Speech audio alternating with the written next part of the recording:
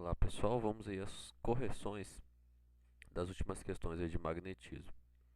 Então olha só, a questão número 1 fala o seguinte: o mineral que historicamente pode ser motivo para o nome magnetismo é, essa aqui era bem tranquila, né? Tava lá no vídeo, é o mineral chamado magnetita, né? Que era um tipo de pedra lá que tinha a capacidade de atrair outros pedacinhos dela mesma, de metal, e por conta disso é um dos motivos, né? Porque historicamente aí tem várias linhagens que tratam aí da origem do nome magnetismo, mas uma delas é por conta desse mineral, a magnetita.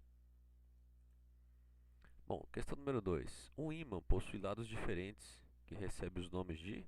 Isso aqui também nós vimos lá que o ímã recebe o nome de norte e sul por conta da aplicação dele com relação à navegação e localização geográfica, né? Com a construção da bússola. Então, por conta disso, os lados diferentes do ímã recebem o nome de norte e sul.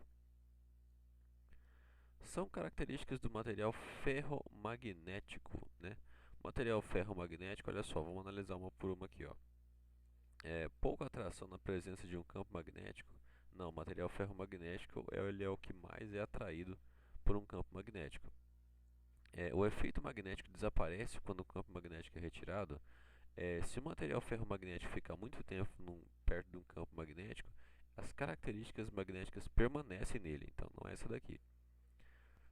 Então a terceira alternativa, forte atração e o efeito não desaparece quando o campo magnético é retirado. Então essa seria a correta porque o material ferromagnético ele tem uma atração muito forte com relação ao outro material também magnético, né, com uma interação em campo magnético, e o efeito não desaparece quando o campo magnético é retirado. Então se você colocar ele durante um tempo e você retirar, ele ainda permanece ali, dependendo do material, ele permanece por bastante tempo essas características aí do magnetismo, ou seja, ele passa a se comportar como um ímã, mesmo quando um outro ímã ou um campo magnético não está presente perto dele.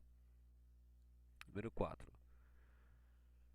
Essa daqui pode ter causado um pouco de dúvida, porque acho que o pessoal pode ter confundido se ele tratava do campo magnético da Terra ou da bússola, né? Mas ele fala assim da coincidência dos campos, então na verdade ele estava tratando aqui do campo magnético terrestre. Então olha só, vamos analisar aqui, olha, que é que marca a alternativa correta. O norte magnético coincide com o norte geográfico.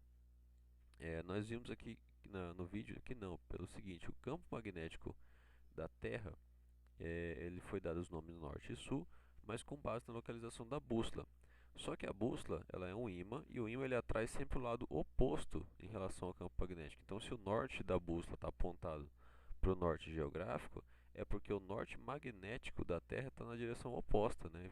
O ímã ele sempre atrai o lado oposto de outro ímã. Então, o norte magnético da Terra ele está virado para o lado sul geográfico e vice-versa, né? Então, se a gente analisar aqui, ó, então o norte magnético não coincide com o norte geográfico, não seria essa. O sul magnético coincide com o sul geográfico? Também não. Para a bússola apontar o sul geográfico, o sul magnético tem que estar para o lado de cima. O sul magnético coincide com o norte magnético?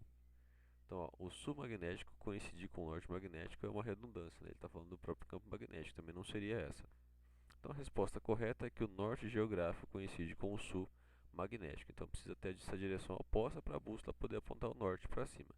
É claro que todos esses nomes são apenas ponto de referência. A bússola é sempre atraída pelo lado oposto do campo magnético a qual ela está, né? Então o norte atrai sempre o sul e como a gente precisa de um ponto de referência para se localizar no globo terrestre, que é o norte e sul, né? Foi definido como um padrão essas duas medidas aí, mas se elas tivessem todas ao contrário, também não teria nenhuma interferência, né? Que já foi definido assim, como o norte na parte de cima, o sul na parte de baixo. Então, por conta disso, é que essas nomenclaturas ficam dessa maneira.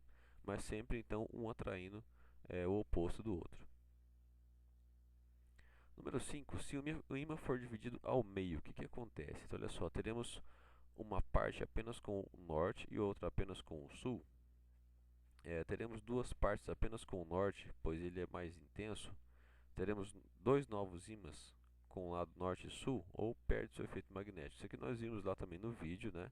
Que se você pega um ímã e corta ele no meio, cada pedacinho que vai ser dividido, independente se seja ao meio, pode ser pedaços dele, né, se você tirar um pequeno pedacinho dele, você não vai ter uma parte, ainda que você corte apenas na parte norte ou apenas na parte sul, você não vai ter um pedacinho apenas com o polo norte ou um pedacinho apenas com o polo sul.